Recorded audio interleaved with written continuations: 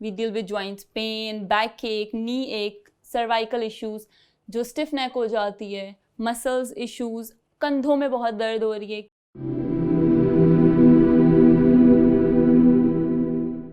Assalamu alaikum.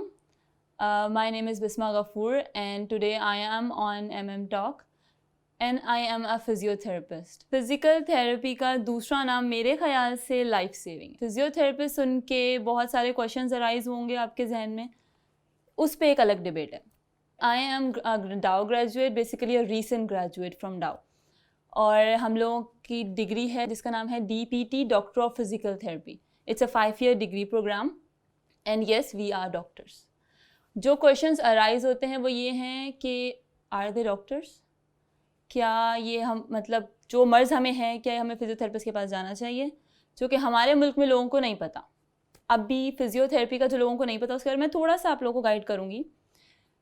We deal in different subjects, different department, different body areas या body fields.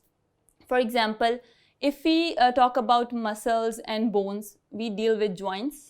We deal with joints pain, back ache, knee ache, cervical issues, जो stiff neck हो जाती है, muscles issues, कंधों में बहुत दर्द हो रही है। क्यों दर्द हो रही है? It's due to stress, due to any other reason, due to faulty posture, जो हम लोग बहुत posture यूँ झुका के रखते हैं, गर्दन को झुका के, या जो हम सेल फोन बहुत यूज़ करते हैं इसकी वजह से। उसके बाद if we go to neurology में जो न्यूरो की प्रॉब्लम्स है, for example stroke, Bell's palsy, facial palsy, ये वो प्रॉब्लम्स हैं जिनके पास आप न्यूरोलॉजिस्ट के पास जाते हो, but after that disease, after उसके जो आफ्टर इफेक्ट्स होते हैं वो हम फिजियोथेरेपिस्ट देखते हैं।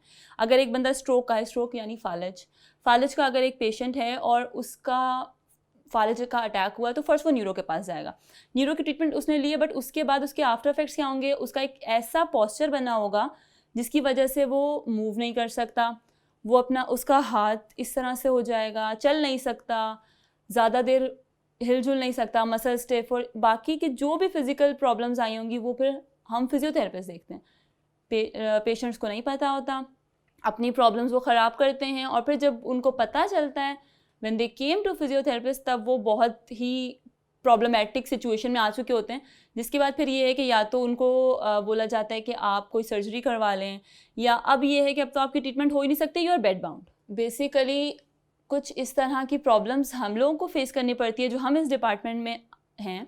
वो ये है कि 5 साल से, जब से मैं इस प्रोफेशन में हूँ, हमें सुनने को मिलते हैं कुछ सर्टन चीज़ें, जिसमें से एक बहुत मशहूर वर्ड है जिसे कहते हैं मालशिया, कि फिजियोथेरेपिस्ट हो, मालशियाना मतलब, लेकिन ऐसा है नहीं।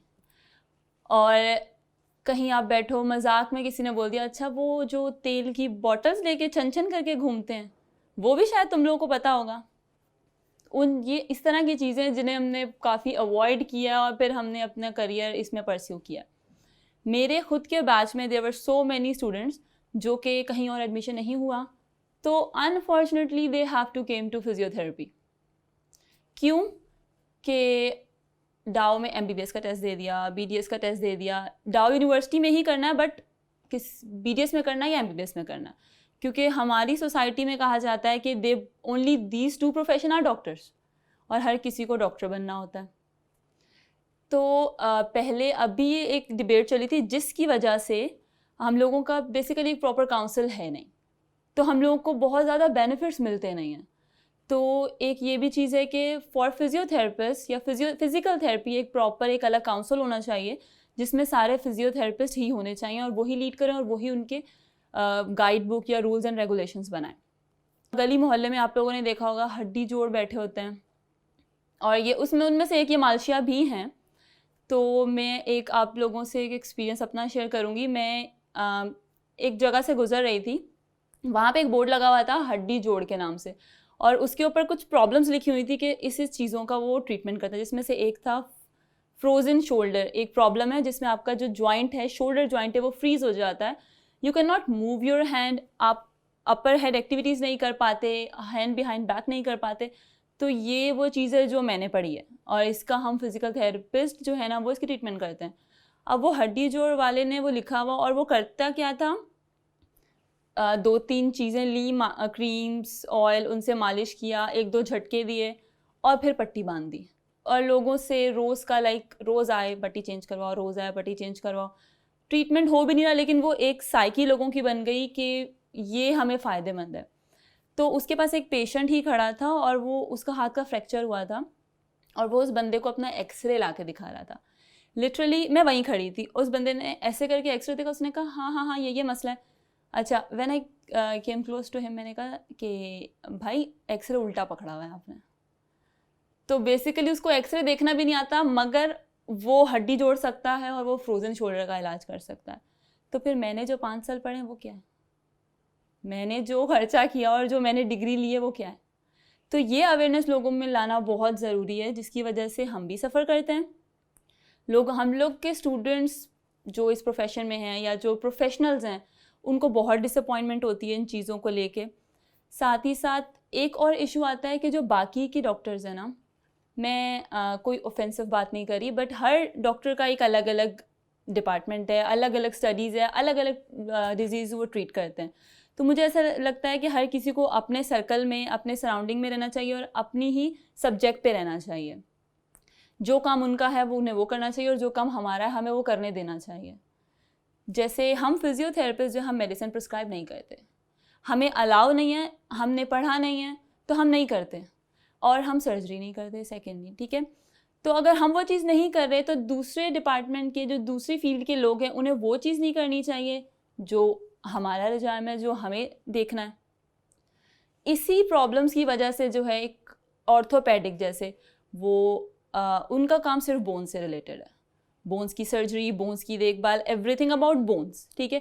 They don't go for muscles, they don't go for neuro, they don't go for any other thing. But 1-2 orthopaedics या बहुत सारे ऐसे भी हैं जो खुद ही ऑर्थोपेडिक चीज़ें भी देखते हैं, प्रॉब्लम्स भी देखते हैं और साथ ही साथ वो फिजियो भी खुद ही अपने क्लिनिक्स में करा रहे होते हैं। That's wrong, that's unfair for us and that's unfair for you guys also. तो अगर लोगों को फिजियोथेरेपी की अवेयरनेस होगी तो they will get to treat themselves timely, वो ट्रीट करवा सकते हैं पर्टिकुलर प्रॉब्लम के लिए पर्टिकुलर डॉक्टर के पास जाके, और प्रॉब्लम को बढ़ने से पहले ट्रीट करवा सकते हैं।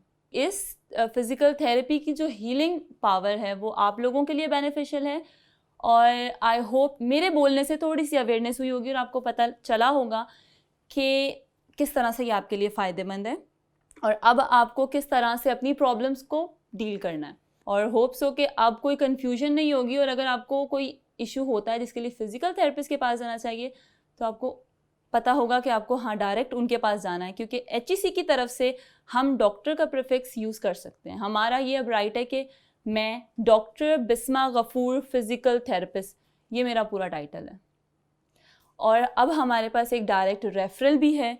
कोई और डॉक्टर अगर आपको मेरे पास रेफ़र नहीं करता, फिजियोथेरेपिस्ट के पास रेफ़र नहीं करता, तो हमारे पास एक हक है कि मेरे पेशेंट्स डायरेक्ट मेरे पास आ सकते हैं। Get yourself treated in right time, ताकि आप लोग बहुत सारे फर्दर इश्यूज से बच सकें। तो stay tune with physical therapy and stay tune with MM Talks। Thank you.